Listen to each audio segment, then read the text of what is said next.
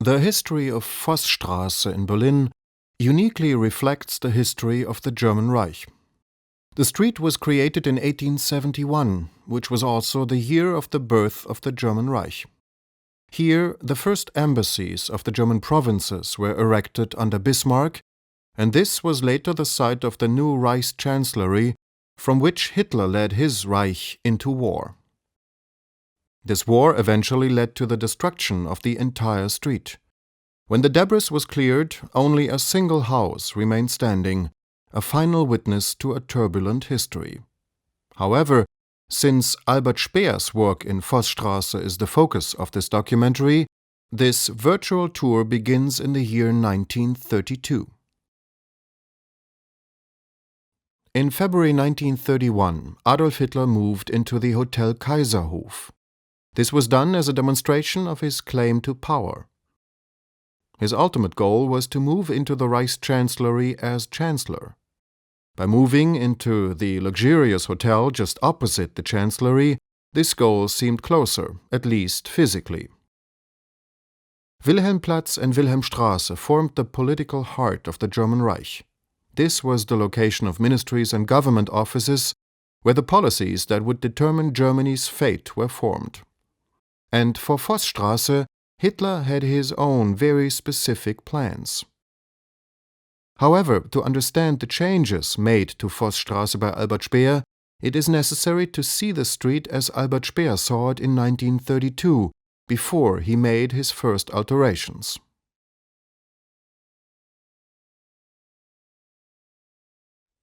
Between the Reich's Ministry of Transport, seen here on the left, and the old Reichschancellery, originally stood the Palais Marschall. It was demolished in 1870, and a section of the property was used to create a private road connecting Wilhelmplatz with Königgrätzer Straße. The new road was named after the last owner of the Palais Marschall, the Count Voß-Buch. Now Voßstraße had a name, and with the new palais that August Julius Albert von Borsig built on the remaining southern half of the property, it also had its first building.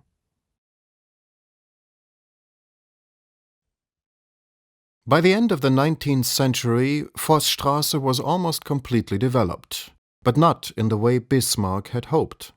He had originally attempted to even prevent the construction of the road.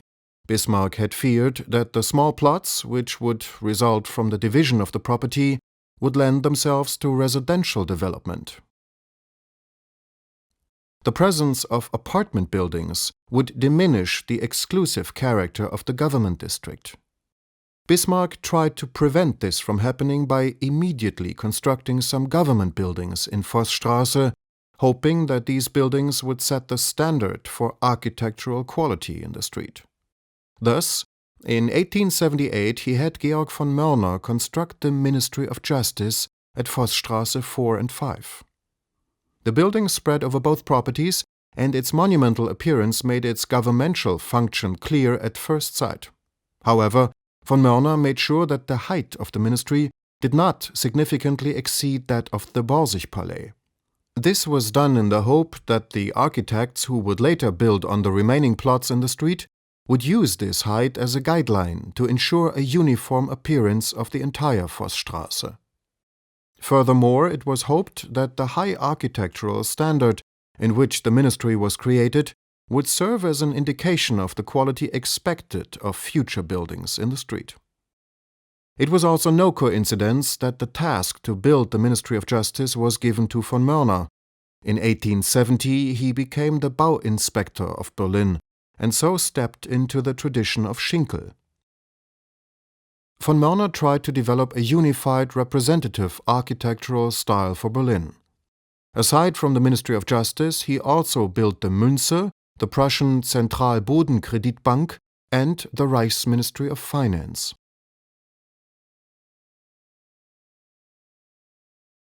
Due to its proximity to the Reichschancellery and Wilhelmstraße, the new Voßstraße was an ideal location for government buildings.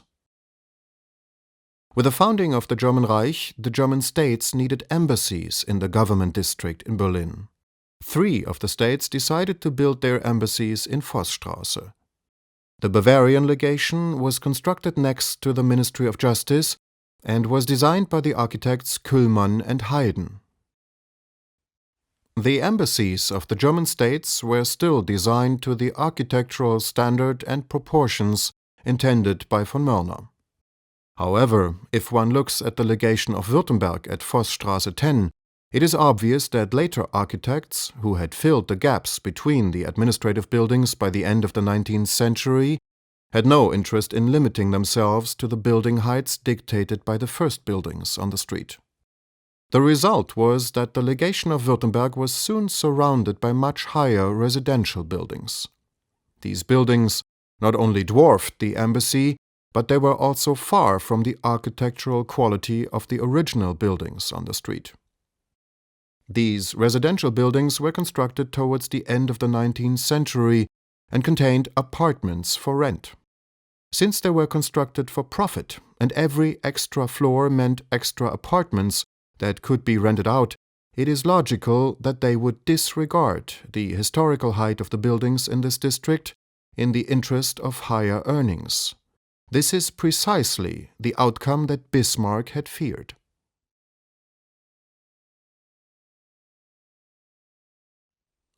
Most of the residential buildings on Voßstraße were far removed from the architectural heritage that could once be claimed by a location in the heart of Berlin's government district. The various buildings were not of a unified architectural style, and their heights far exceeded the heights of the embassies built earlier by von Mörner. Thus, the embassies seemed wedged in between the apartment buildings, which towered over them by as much as 10 meters. The legation of Württemberg was originally a freestanding building in the center of the northern side of Voßstraße and was considered a marker for future buildings. The Saxon legation was built on the western corner on the same side of the street. This building was also constructed to the height suggested by von Mörner. It was designed by the architects Hitzig and Röttger and was located on the corner between Voßstraße and Königgrätzer Straße. Here one can also see the difference in height between the earlier administrative buildings and the later apartment buildings.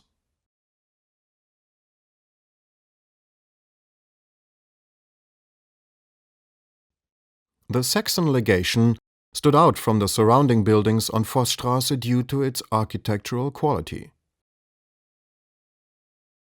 The craftsmanship of the decorations and the quality of the building materials testified to the high expectations that were once held for the buildings in the street. Even though the apartment buildings were not of the same standard, they were still luxuriously equipped, and their inhabitants were among the wealthy of Berlin. Until the First World War, this showed the ever-growing influence of the economy on the German government district and on the politics of the German Reich. But during the economic crisis of the 20s, many wealthy property owners lost their livelihoods. They were either forced to sell their property or to rent out whole floors to the government in order to retain ownership.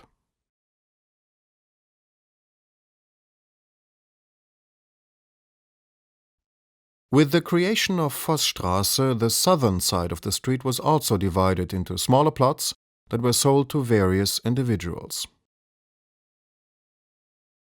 By the end of the 19th century, this side of the street was filled entirely with private villas. However, a department store was being planned by Wertheim to be built on Leipziger Straße, which runs parallel to Voßstraße. Wertheim planned for this department store to be one of the biggest stores of its kind in Europe. Wertheim started buying properties not only on Leipziger Straße and Leipziger Platz, but on Voßstraße as well. The department store was built piece by piece in stages as plots of land became available. The delivery zone for the store would be located on the Voßstraße side. So Wertheim purchased the villas at Voßstraße 24 to 32, had the buildings demolished, and by 1906 the department store's delivery zone had been completed. The architect Alfred Messel had created the Wertheim department store as a building which for a long time served as a model for the construction of department stores. Its utilitarian architecture did not reflect the lush gold and marble decoration of the interior. The design of the exterior facades was intended to underline the functional character of the building. But with the completion of the department store, it became clear that Voßstraße had finally lost all the status Bismarck had desired for this street in the government district. Voßstraße was considered only good enough for a delivery zone of a department store whose entrances were rather located on Leipziger Platz. By now, Voßstraße was filled with heavy trucks that made deliveries to the store at all hours of the day. However, the construction of such a large retail building in the heart of the government district was also a sign of the power that the business class had gained, to the point that a supply depot for a store could neighbor the Reich's Ministry of Transport. The building at Voßstraße 33 was one of the two city villas that flanked Wertheim that were not demolished to make way for the department store. In the early 1900s, the ever-expanding Reich's Ministry of Transport acquired the building and incorporated it as an extension into the neighboring ministry building. The incorporation of number 33 was the last expansion of the Ministry of Transport in Voßstraße. Before this, extensions were constantly being made to ministry buildings. Number 34 Voßstraße had been incorporated into the Ministry of Public Works in 1905, and number 35 had been included in the Prussian Ministry of Trade, Commerce and Public Works as early as 1878. Voßstraße formed a kind of transitional area between the regular Berlin, where people lived and worked, and the government district of the German Reich.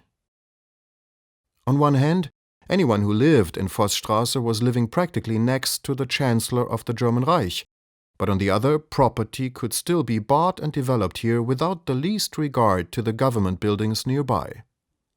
One example of this is the entrance to the Court of Honor of the Palais of the publisher Rudolf Mosse, which was also located on Voßstraße. The property extended all the way to Leipziger Platz 15, where the main building and the entrance to the Palais was located. In 1880, inspired by the palaces in Wilhelmstraße, Rudolf Mosse had this luxurious house built by the renowned architects Ebe and Benda. On the side facing Voßstraße, they constructed a spacious court of honor. But by 1932, the publishing house was bankrupt. The Palais, with its expensive interior, was sold by the bank and awaited a new owner. However, these were not the only concerns of the Mosse family at the time.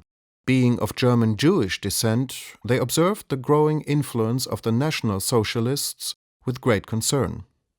Since Voßstraße was located at the center of political events, it was also an appealing location to the Nazis.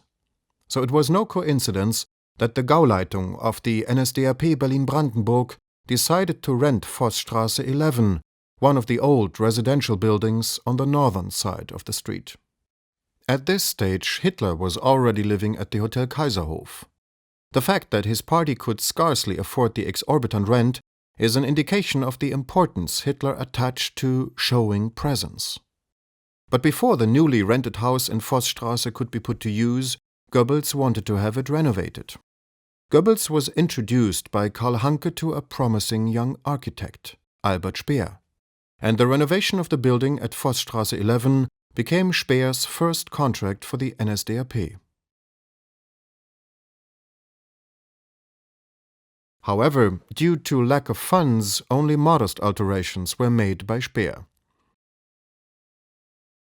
On the 10th of January 1932, the house at Voßstraße 11 was officially dedicated the Adolf Hitler House. Now, Goebbels had his Gauleitung of the NSDAP Berlin-Brandenburg in the government district. The move of the Gauleitung from Hedemannstraße to Voßstraße happened in the middle of the election campaign for the elections of November 6, 1932. Goebbels knew that the party was losing support, and he was hoping that by moving the Gauleitung he would create at least the appearance of success. The events that followed are well known in history. The NSDAP lost the election, but in spite of this, the government was handed over to Hitler in January 1933. To ensure that he would not lose this power, Hitler immediately sent his stormtroopers into the streets of Germany. It was important to the Berlin Nazis that the SA be directly linked with the new government. Thus, the SA Gruppenstab was immediately moved from its headquarters in Hedemannstraße to Voßstraße. With the transfer of power to Hitler in January 1933, the SA immediately began to create their own prisons and torture cellars wherever they could find space. Their aim was to silence Hitler's political opponents as quickly as possible. So, from April 1933, the swastika flag flew also over Voßstraße 18. With Hitler in government, the Nazis could now afford this second building in Voßstraße. Here, in this SA barrack, the actor Hans Otto was tortured and eventually thrown out of an upper-floor window. Otto was a member of the Communist Party of Germany and was thus on the death list of the SA. He died on the 24th of November 1933 in a Berlin hospital.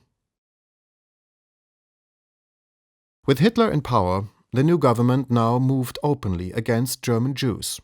Under these circumstances, the Mosse family left Germany after they had lost the rest of their possessions under pressure from the Nazis. In 1934, the Palais became the seat of the Academy of German Law. The sculpture in the garden was replaced with a lion created by the sculptor August Gaul. At the start of 1934, Hitler planned an extension to the Reichschancellery. For this reason, the Borsigpalais was purchased by the Reichsfiskus so that it could later be incorporated into the new building. On the 30th of January 1934, the independence of the German states was eliminated by the Reichsgesetz zum Neuaufbau des Reiches, the law for the rebuilding of the Reich. Now the German states no longer needed representation with embassies in Berlin, and the embassies in Voßstraße fell into the hands of the Reichsfiskus. Since Hitler's plan in 1934 was to build the new Reichschancellery on the plots of Voßstraße 2 to 5, there was at this stage no intention to acquire further properties on Voßstraße.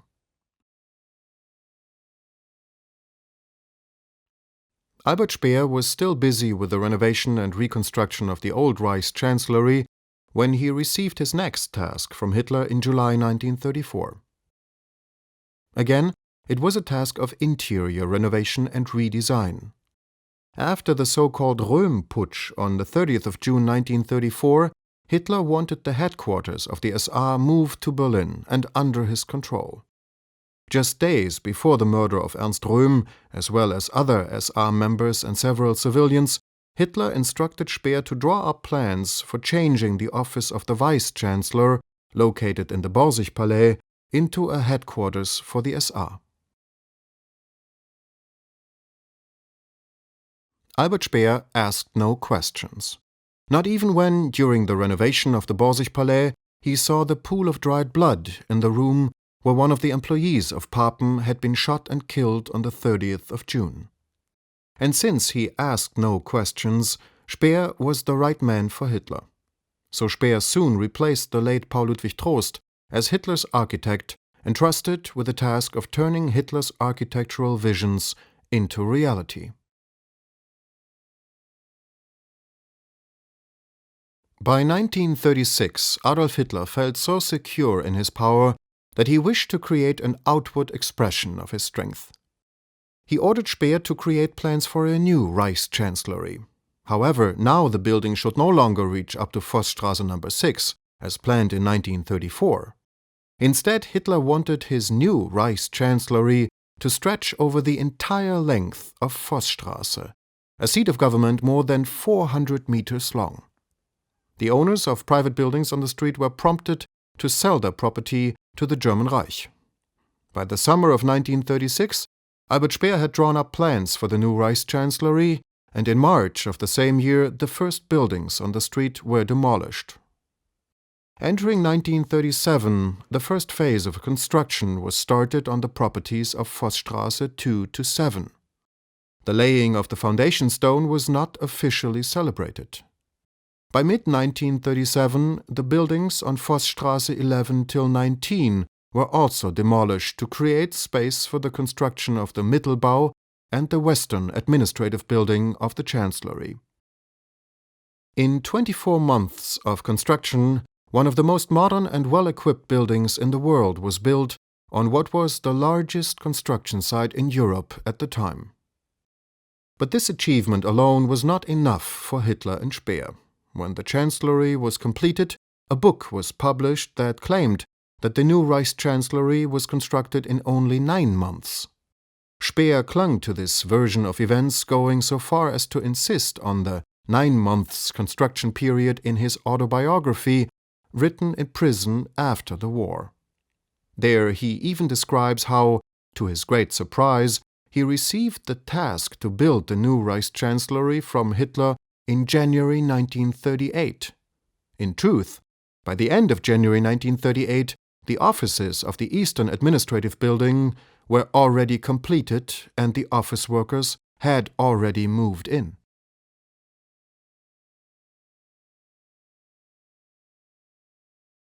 At the time that Albert Speer was busy on the design of the new Reichschancellery, he was also working on the plans for the redevelopment of Berlin into Germania.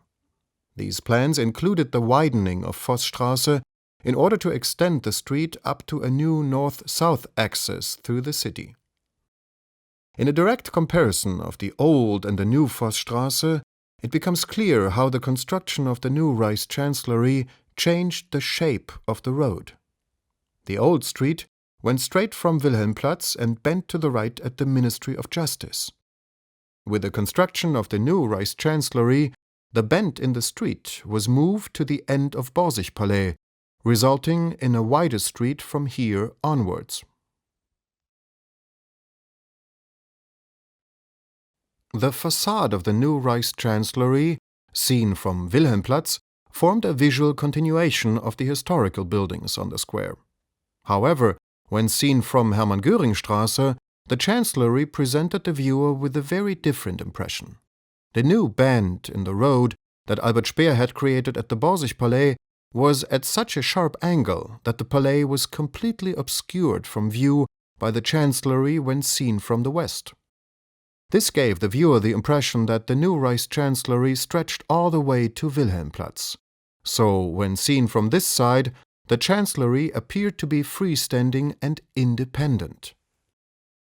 Aside from the widening of the road, the architecture of the new Reichschancellery had a crucial influence on the appearance of Voßstraße. Albert Speer let the height of the new Reichschancellery be dictated by the height of Borsigpalais. This made the Chancellery much lower than the previous buildings on the street. In some places, the new Reichschancellery was only half as high as the old buildings. But the Chancellery needed to symbolize power through its size and architecture. Since this impression could not be achieved by the height of the building, Speer used the design of the facade to create the desired effect. The facade was designed to make a viewer believe that he was standing in front of a vast building with depth, and that the visible facade formed but a small section of the overall structure.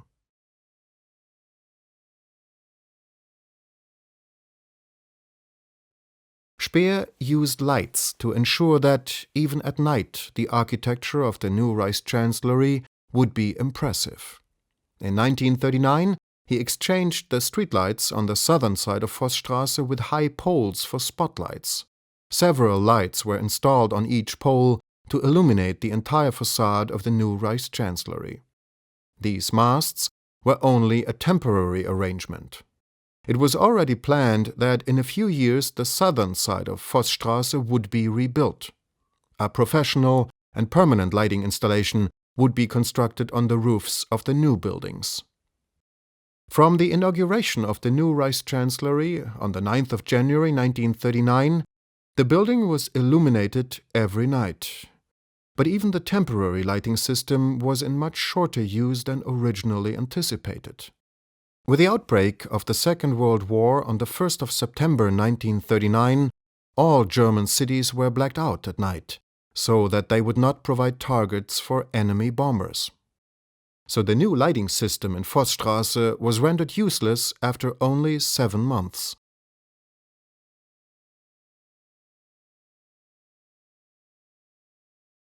Even during the war, Speer's planning office was occupied with designing more new buildings for Berlin.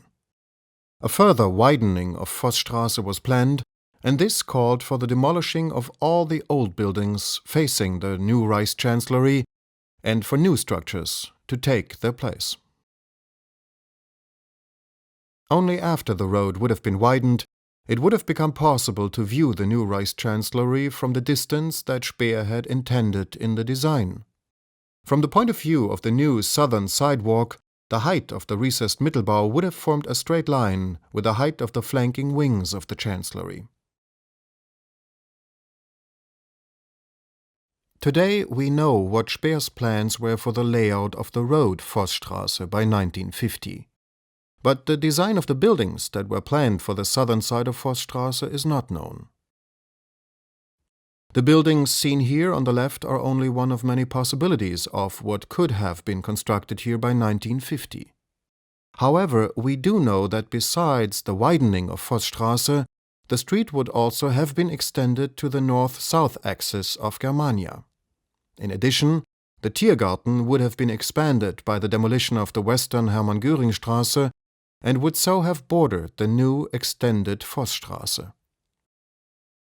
But all these changes were only plans for greater power by Hitler and Speer, which in the end cost millions of lives and resulted in the division of Germany. So Voßstraße never ended in the north-south axis of Germania, as planned by Speer in 1936. Instead, from 1961, for nearly 40 years, Voßstraße ended at the Berlin Wall.